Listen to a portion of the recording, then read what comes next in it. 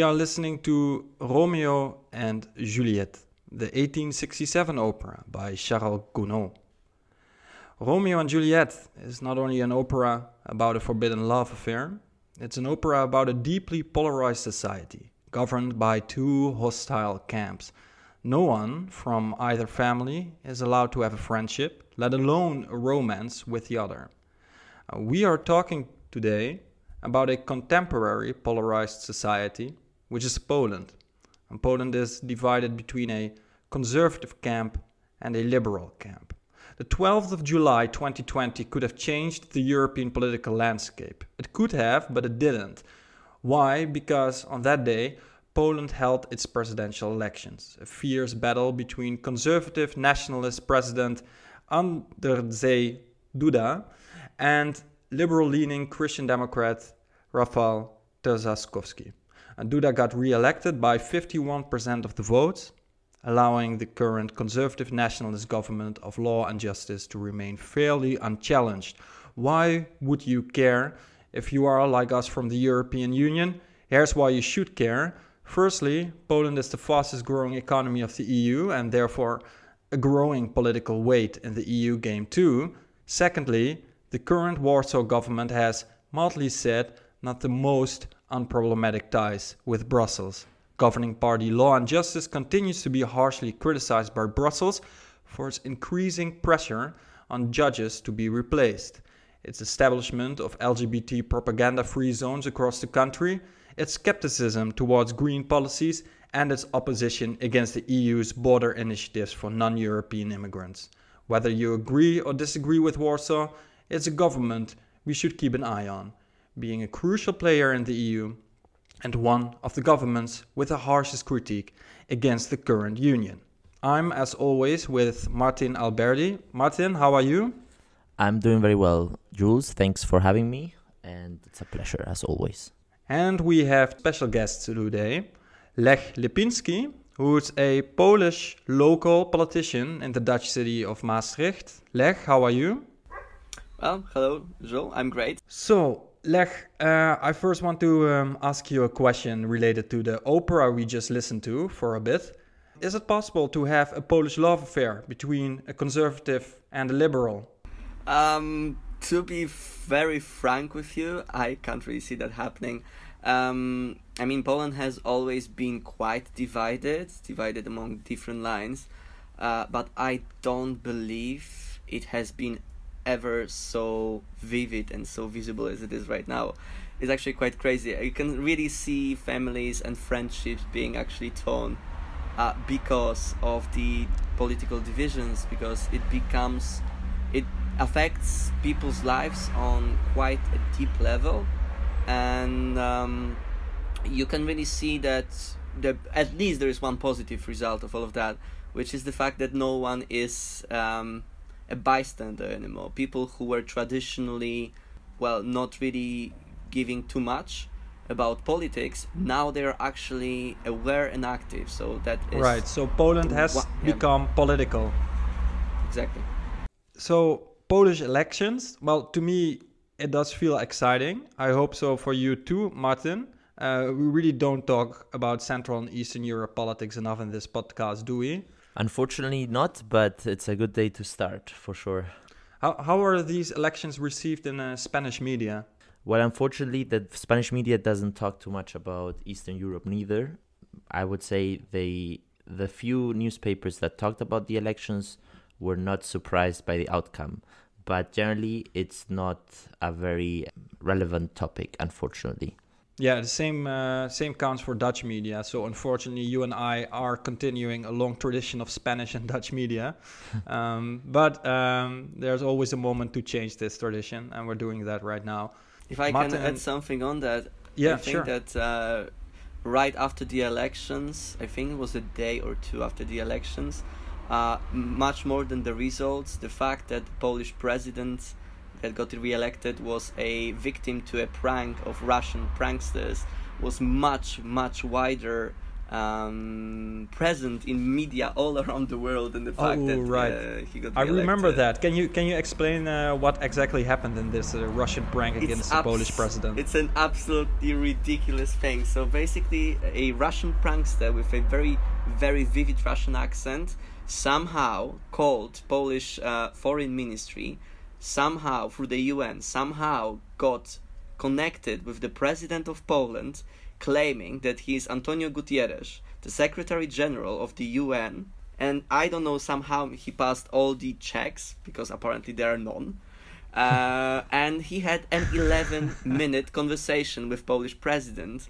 that started with him congratulating Duda being re-elected. Duda basically doesn't really have very fluent English skills, to say the least. I think that his language skills are very, very, very bad, even though he's a president. Yeah. And for 11 minutes, he still believed that he's talking with Antonio Guterres, even though they discussed stuff like Polish claims towards Lviv in Ukraine and one of the most famous Polish vodkas, which is Żubrówka.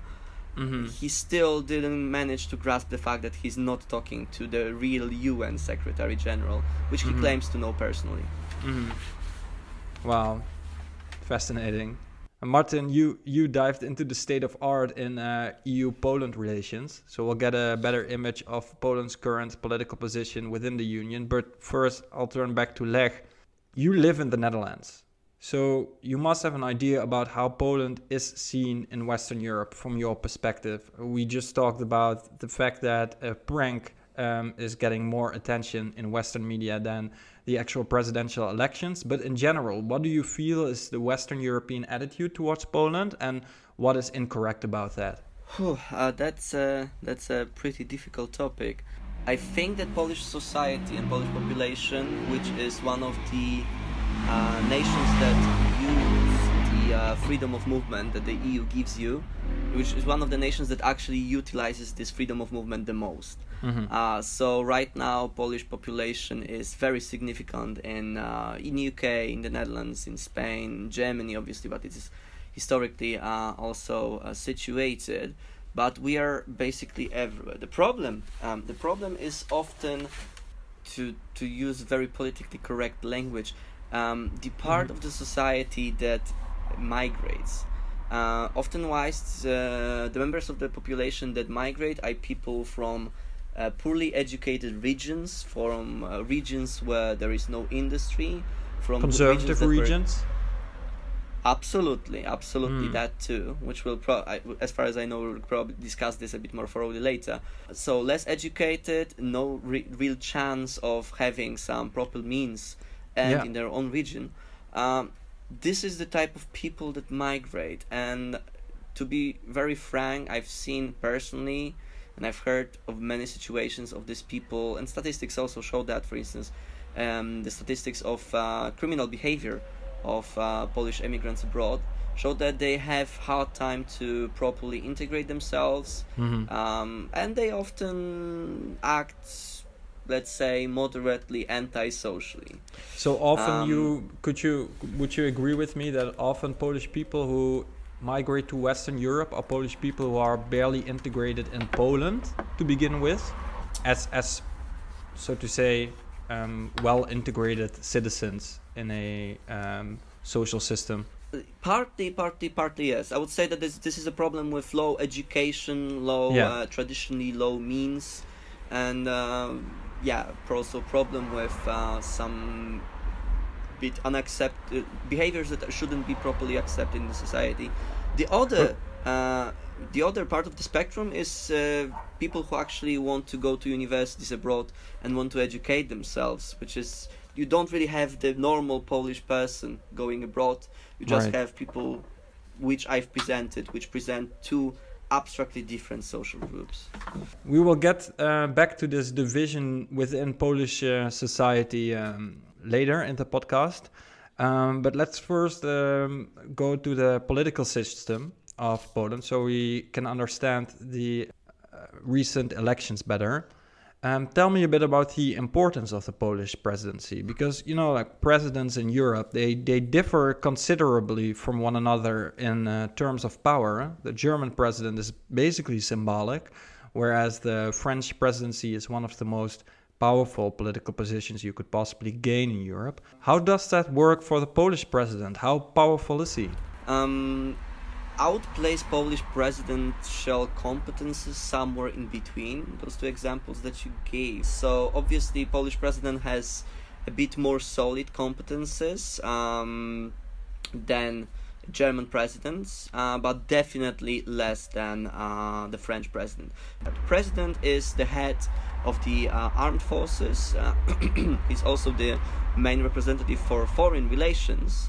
But I think that the most relevant aspect that he has, that was very significant in this particular elections, is the fact that he participates in the legislative procedure. So what the president does is that every single legal act in Poland, piece of legislation, in Poland, has to be signed by the president. And contrary to, for instance, the signature of the king of the Netherlands, who, well, or Spain, is basically obliged to sign it and can't really say no. Polish president has the competence to veto legislation. And that competence of the veto is that the legislation is going back to the lower chamber of the parliament, which is called Sejm.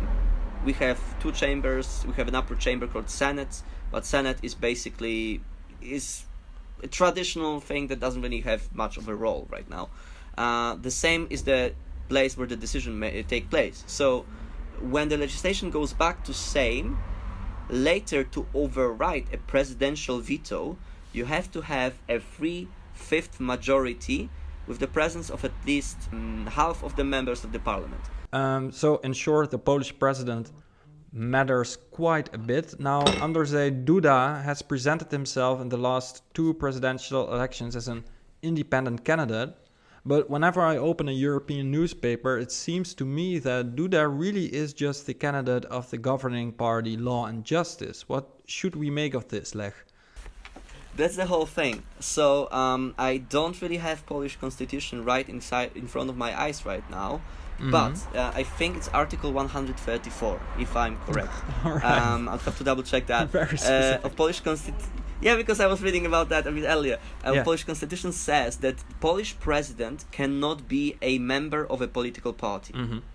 Therefore, people who are presidents here, usually, if they were members of a political party, they withdraw their participation in the party. They resign from the membership. That's purely symbolic then, because you can just be a part of the party your entire life, and then you just leave the party a day before you sign up as presidential candidate. Exactly, exactly. But so basically in Poland the tradition is that you don't really have presidents as candidates of a party, but they're supported often by certain parties.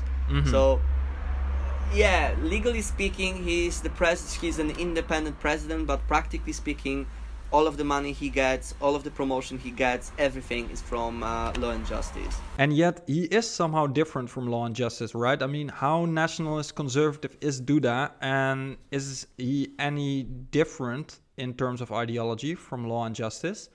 Or at least... Personally speaking, I don't believe that there is a huge difference. Because what comes to my mind is, for instance, that Law and Justice made this very controversial decision to replace judges that seem to be not in favor of their political ideas. And Duda has actually vetoed against that decision 2 years ago. So what should I make of this? To what extent does Duda differ himself from the governing party? I actually checked. It was Article 132, just to correct. Okay. So, to answer your question, this veto that you're speaking of was... Okay, the practical... I think it was mainly symbolic, because practically speaking, the legislation came back to the parliament, it was slightly amended, but nothing real, nothing relevant was actually changed, and the same piece of legislation with the same practical result was later voted and later signed by Duda. So yes, he kind of tried to show his some residual independence, but it didn't really have any practical result. It didn't really practically influence the process. Right. So consequently, he really represents maybe, I wouldn't say the most hardcore ultra-Catholic nationalist wing of peace, but he definitely is somewhere in the middle, which represents the balance of what the party believes in. Right, and somewhere in the middle is somewhere in the middle in Poland basically equates being on the very far right from a Dutch perspective, right? Absolutely. Yeah. Absolutely. What about Rafał Trzaskowski? How different of a president would he have been compared to Duda? What are the key points where he really differs from Duda? I think that to actually have kind of like a vision of who Trzaskowski is, you can clearly compare him to Macron in France. Okay. So he is an entrepreneur. He has been in the system of politics and economy for quite a while. He has pretty clear beliefs in neoliberal market. He's been a mayor of Warsaw, right? Yeah, he is still a mayor of Warsaw. He was elected, I think, 1.5 years ago, I believe so. And of course, since he was not elected as the president, he maintains the mandate of the mayor of Warsaw. So yeah, he is. That's why he's quite problematic, because on one side, I would say he's very centric. So economically speaking, he is neoliberal. Morally speaking, / minority aspects, etc., he's a bit more leaning towards the left, but this is Polish perspective of left and right. And I can assure you, Polish perspective of what's left and what's right is really distorted due to the communist tradition, and is really different from what you can see in the Western Europe. Right, so someone who is on the neoliberal side is in Western Europe centrist, leaning towards the right, whereas in Poland a neoliberal is definitely at the left side of the spectrum. No, not necessarily. Okay. I mean, this is the centric part, but morally speaking, taking into consideration the social aspects, he's a bit more towards the left. So obviously he is pro to, which is very relevant right now when we have the absolutely ridiculous notion and idea of the LGBT-free zones. He is on the opposite side. He is the mayor of Warsaw, which is still organizing the pride parades, which is still assuring that minorities have certain types of protection. So this is really relevant in Poland right now. From what I was reading, he was very cautious in not explicitly supporting gay marriage, right, during the campaign, because he didn't want to scare off conservative voters. Not even about conservative voters. This is it's for Westerners, and also for me, we living in Western Europe. This whole idea that gay marriages are still even a discussion in Poland is quite surprising. But it is still a point of contention among even moderately centrist societies. So people who are not leaning hardcore towards left or right, who don't really have a decision made or didn't have a decision made, he wanted to attract them by not mentioning that clearly, not to attack their perception of a traditional Polish family. Well, sometimes it's easy to forget, I think, but what you described to me really just sounds like the United States 10, 12 years ago, when gay marriage really was something that could even divide progressive America. Precisely. Yeah. This is a very valid comparison. Yeah. To link it with what Martin just said, I did read several comments from progressive Polish people that in the end Trzaskowski isn't so different from Duda. Do you have sympathy for such observations, or do you really think that's an exaggeration? I think it's an exaggeration. I also don't know what notions you mentioned, so I don't know in which particular points is he close to Duda. Probably from a issue is Western that- point of view, he kind of is, right? I mean, his skeptical attitude towards gay marriage. I don't know what his attitude is towards abortion, but it's probably not something that is similar to the Dutch mainstream. That's possibly true, but you have to understand that in current reality of Polish politics, what we, for instance, personally believe in and try to further with Volt, where for us the ideas of abortion, euthanasia, LGBT protection, etc., those are normal things that you don't even discuss. They are automatic. They Right. are obvious. Here there are still a huge point of contention, and that's why Volt Poland, for instance, is such an inactive party, barely existent, because those It's ideas are super very, radical. very, they are considered radical. Yeah, yeah. Is that because of the Catholic Church? Because, I mean, if I think of other former communist countries like Czechia, Slovenia, Estonia, surely they are in many aspects more conservative than Western European countries. But I wouldn't say the difference is that big. And I mean, they do share that communist past with Poland. What's the difference with Poland? How come Poland is so much more oriented on traditionalist ideologies compared to most of Central and Eastern Europe? Precisely what you just mentioned, the Catholic Church. The countries that you've mentioned, yes, we share the communist past. But for instance, Czechia is the most atheist country in Europe. So I'm not sure about Slovakia. I know that Estonia is also quite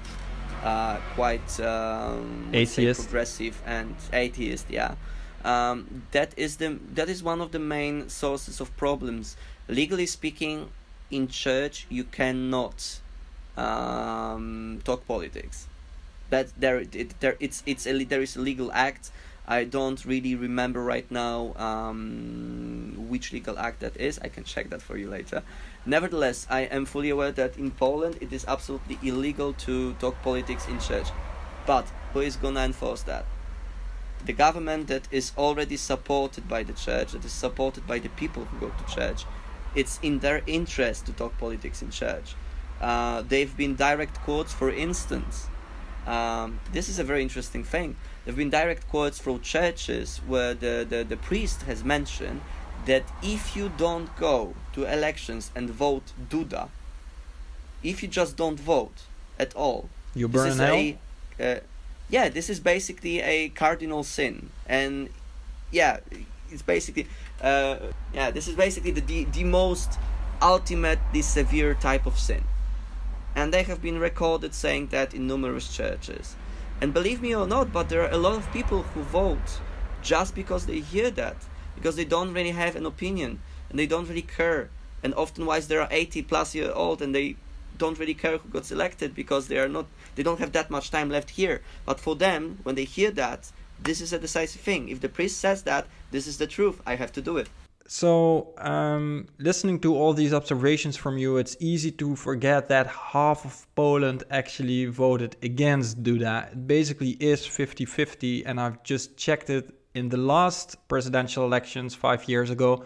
It was also more or less 50-50. So I'm curious, how exactly has Poland voted in these elections? Which groups have tended to vote for Duda? Which groups for Trzaskowski? Is it a poor-rich gap, an east-west gap, an age gap? What is it exactly? All of those, literally all of those. But there was an interesting comparison that I can also add here. If we would have the American voting system, Trzaskowski would have actually won. Because we have the system of voivodeships, which is very similar to the systems of Länder in Germany. There's exactly 16 of them. In 10 of them, Trzaskowski has won. In 10 of those provinces out of 16. If we would actually copy the American election system, which is, in my opinion, ridiculous, but still, you have a reverse Trump scenario. The progressive wins. Yeah. Yes, exactly. So, answering your question, the poor voted Duda, the rich voted Trzaskowski. The educated voted Trzaskowski, the uneducated voted Duda. The old voted Duda, the young voted Trzaskowski. The people who migrated, the people who actually travel, the people who have more contact with the other parts of EU voted surprisingly Trzaskowski. The people who are here, especially in the eastern part of the country, voted Duda. That's another thing. Poland is kind of divided across more or less the Vistula River, which goes almost exactly through the center, from the east and the west. The west voted Trzaskowski, the east votes Duda. Why is that?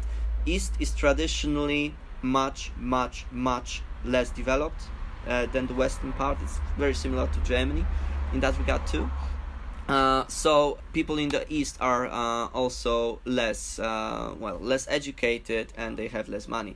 What is more, the most immigrants, which I've mentioned in the beginning of this podcast, are actually coming from the eastern part of Poland and going to the EU because they have less chances. Therefore, the eastern population of Poland is often-wise much older because all the young people left. Yeah. Can I make a question? Please, I have a Martin. question regarding the voting patterns, because from what I've read, it was particularly difficult to vote from abroad, right? Because also the Polish government knows, as it's logical, that the people who leave the country are less likely to vote for them. And this could have changed the outcome of the election if more people abroad would have been able to vote. How do you have an opinion on that? There have been some problems with voting abroad. There have, for instance, been voting ballots that have been delivered with only one stamp, whereas 2 stamps were supposed to be there. I wouldn't go as far as to claim that it was a organized attempt to lower the votes cast abroad. I think that it traditionally, for instance, it's quite difficult to vote abroad, which should be improved, but it is a running problem that has been going on for Polish expats for years, if not decades right now. Mm-hmm. I know that for many Eastern Europeans, including, for instance, Romanians, it's way easier to vote abroad. They have voting stations all around the country, for instance, all around the Netherlands, while Polish people can only vote in 2 places recently. In the end, they could only vote via post, but before, in the previous elections, they could only vote in 2 different locations, which is ridiculous when you have hundreds of thousands of Polish people in the Netherlands. Let's zoom out a bit. Martin, you have dived into the European dimension of these Polish political developments a bit more. Is Poland the European Union's enfant terrible? I would say yes and no, because as much as I know, I think Hungary is worse. They've gone further with their, let's say, the challenge of the European Union law. The Hungarian government has issued an unlimited rule by decree through the extension of the state of emergency, and has also enacted a very controversial law to tackle fake news concerning the pandemic, which is, in other words, is a way to censor those who are not aligned with the government's position. So I don't think the Polish government has reached those heights yet. Let's just maybe something to add. Not really. I'm fully support that analysis. The state of rule of law in Poland and the changes that PiS has done were basically directly inspired by what Orban did in Hungary, or actually also Erdogan in Turkey. So Poland is a few steps back, but is really catching up very fast. So would you confirm that Hungary is basically the undemocratic guinea pig of Poland? Whenever Hungary takes a leap, Poland knows, okay, then we can also take this direction. Yep, that is true. That is true. Which moments in the past years have characterized this growing tensions between Brussels and Warsaw, Martin? First of all, I would say media control. Also, during the campaign, Duda was talking about repolonization of the private media, which is mostly owned by German capital, or at least the Polska press.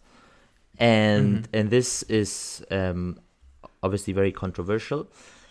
Back in 2018, The Holocaust speech law was also very controversial with regard to media control, because the law criminalizes the references to Polish guilt in Nazi atrocities, and it's therefore an attempt to redefine Polish national identity.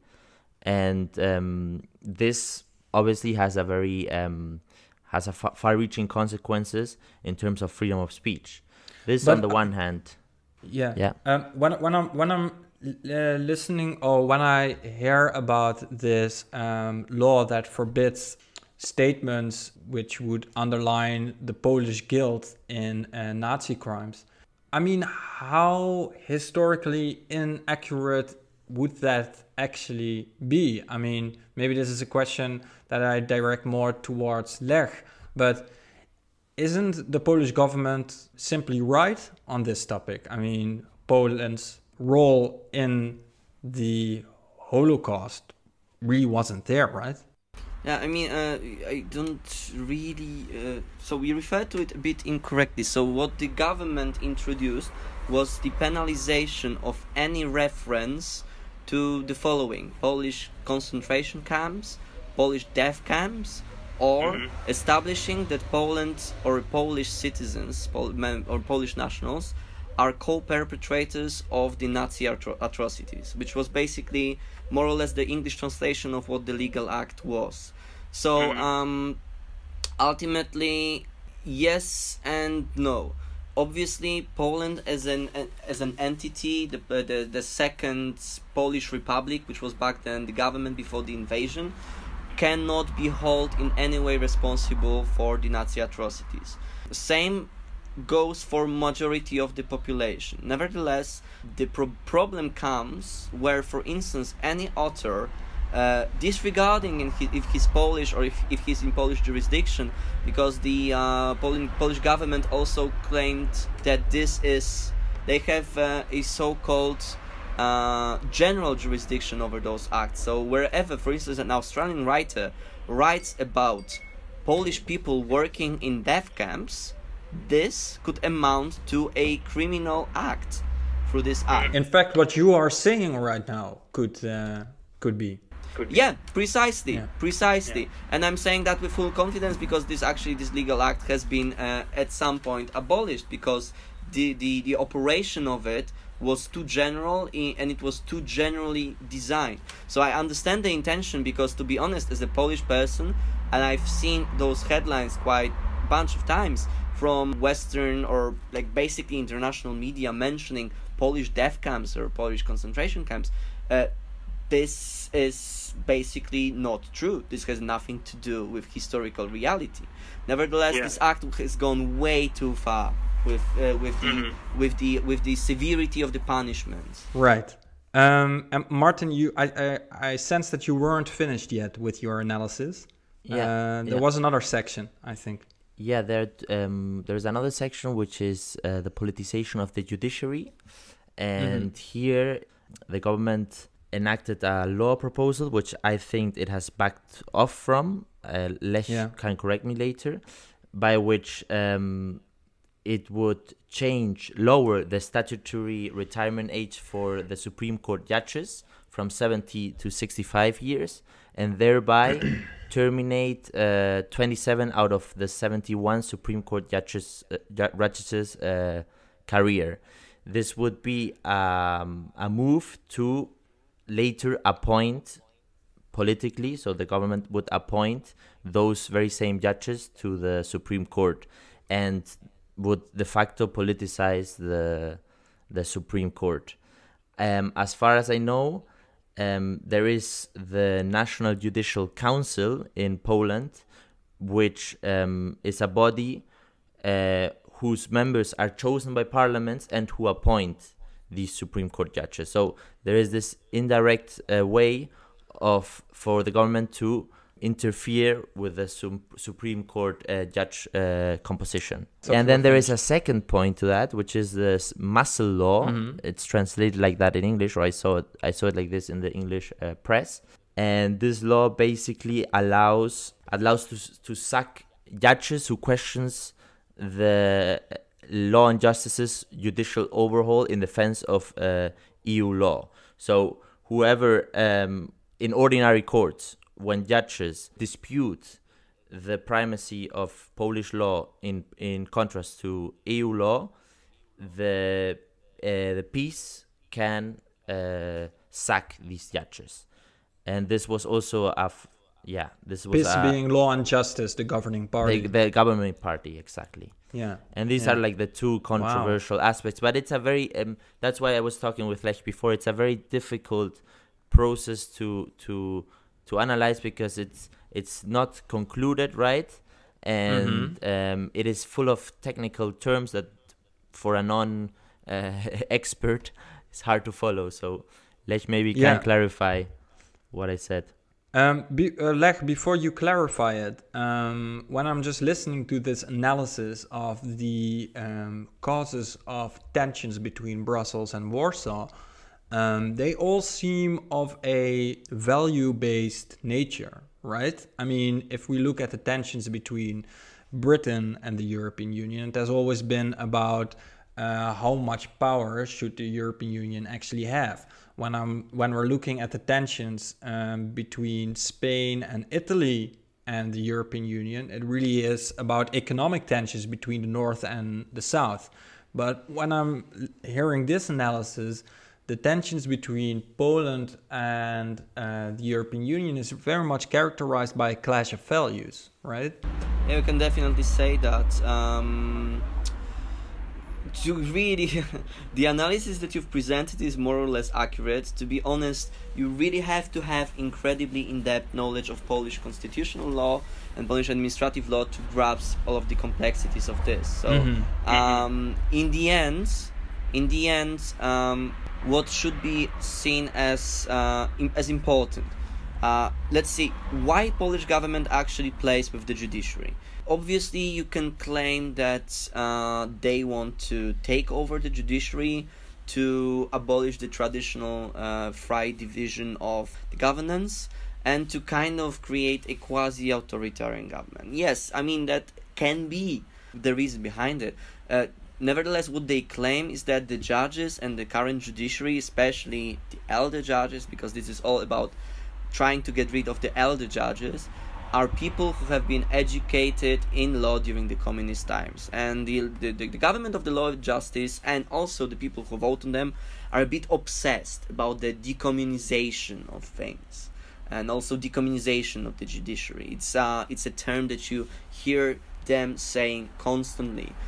So I think it's partly in the middle of the reasons. Nevertheless, about the principle and ideological approach to the issue, this is definitely the case.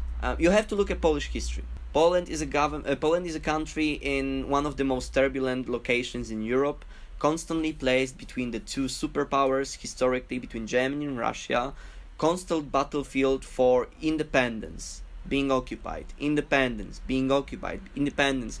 What results from that is that Polish people just simply don't like being told what to do and don't like having a power ruling over you. And even though I still, obviously, I'm a European federalist myself, I still, in principle, understand where they come from. We basically still, here in Poland, we have somehow a free country for the last 31 years. This is not that long. This is not really that long. I read the book After Europe by Ivan Krastiev, this Bulgarian political scientist who tries to focus on the cultural political differences between Western and Eastern Europe. And he argues that whereas democracy in Western Europe was very much formed by the liberal revolutions in the late 60s, by the flower power generation, democracy in Central and Eastern Europe was very much fed by sovereigntist and nationalist revolutions in the late 80s. So in Ivan Krastiev's eyes, Polish democracy is much more about sovereignty and patriotism rather than about liberal rights. Is that an accurate analysis? I mean, he's a specialist, but I couldn't agree more. This is a perfect analysis. This is where it comes from. Just put in language way better than I could ever do that. Right. Now I feel like I risk getting stuck in this comparison between Eastern and Western Europe, whereas Martin, you are from Spain, and I can imagine that Spain has again a very different political culture and different attitude towards sovereignty in this case. I mean, you guys were living in a fascist dictatorship until the 70s.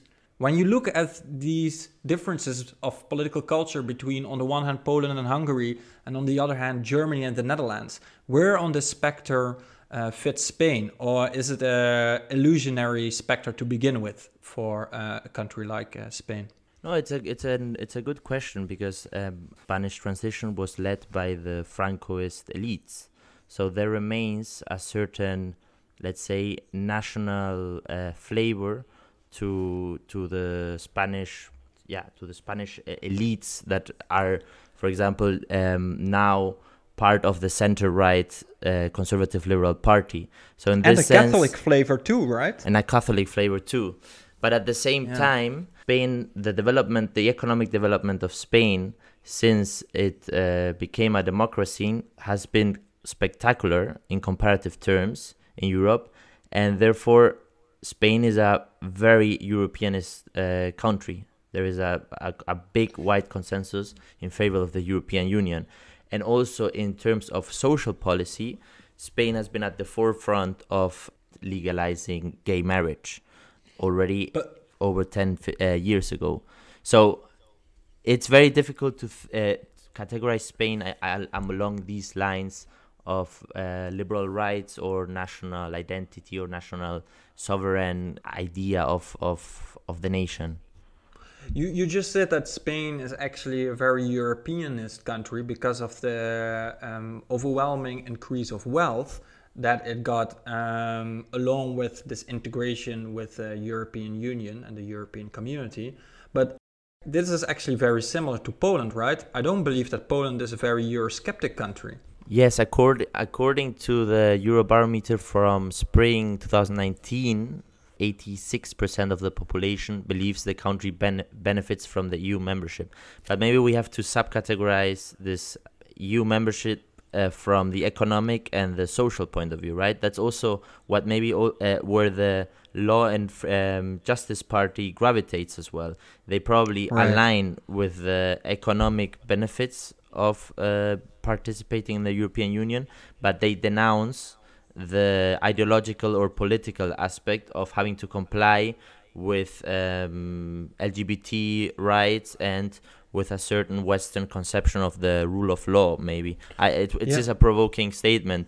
But I think also in Hungary you have this cleavage where Orban knows as a fact that the country economically profits from being part of the European Union, but denounces the social contract that comes with it, or the political contract that comes with it. Yeah, not only that. I mean, I completely agree with your analysis, and I'm also curious what Lech has to say about it. But I would like to add something else. When I was studying in Estonia, I did a research on Viktor Orban's attitude towards the European Union, and Orban is very explicit in his speeches about being radically pro-European.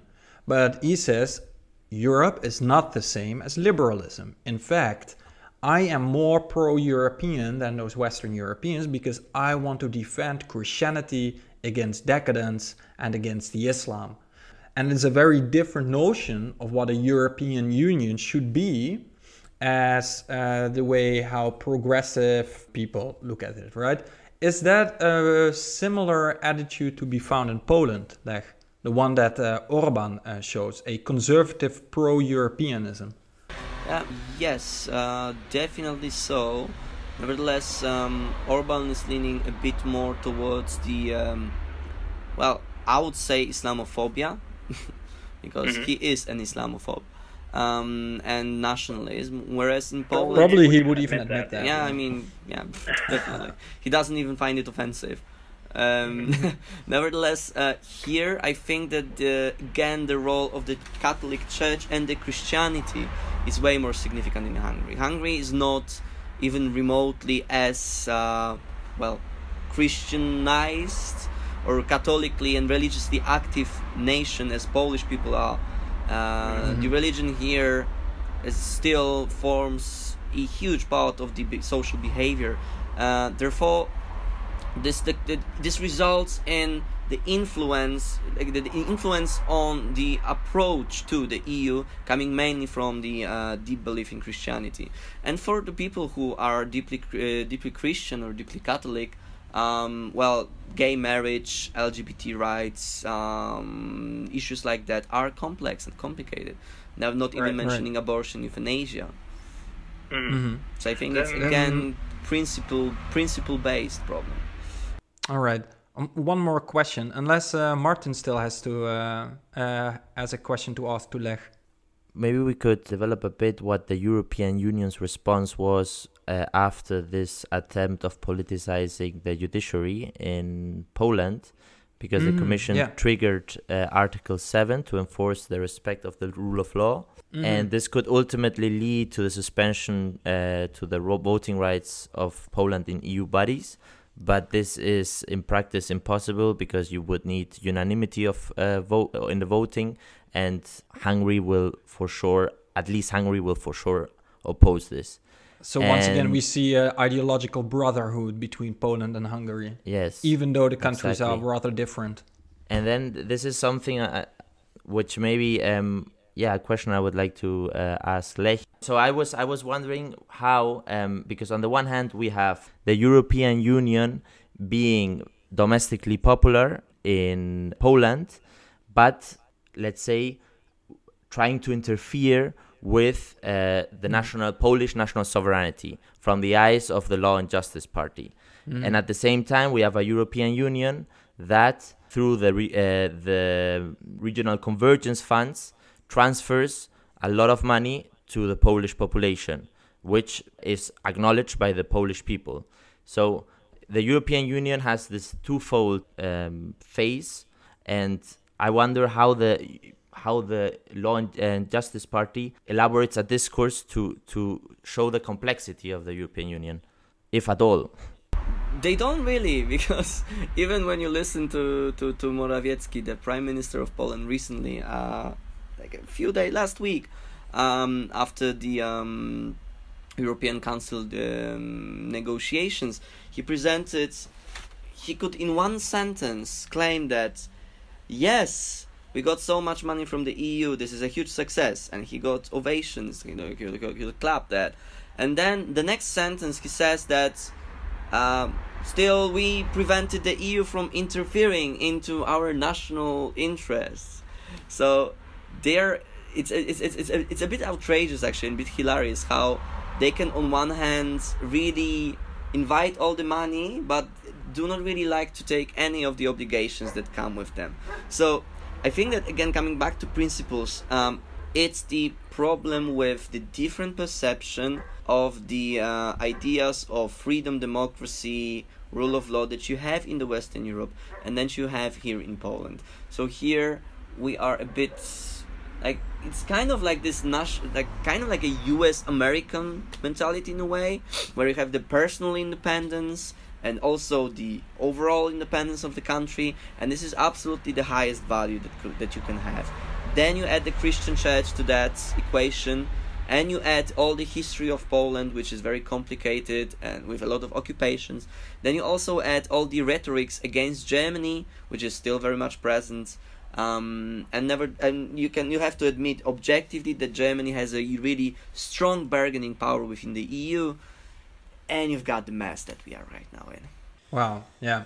Either way, Lech, I want to thank you so much for this very thorough analysis of what happened in the Polish elections. Next time we will actually speak with your father, Lech Lipiński. Am I pronouncing his name properly? It's sufficient. Okay.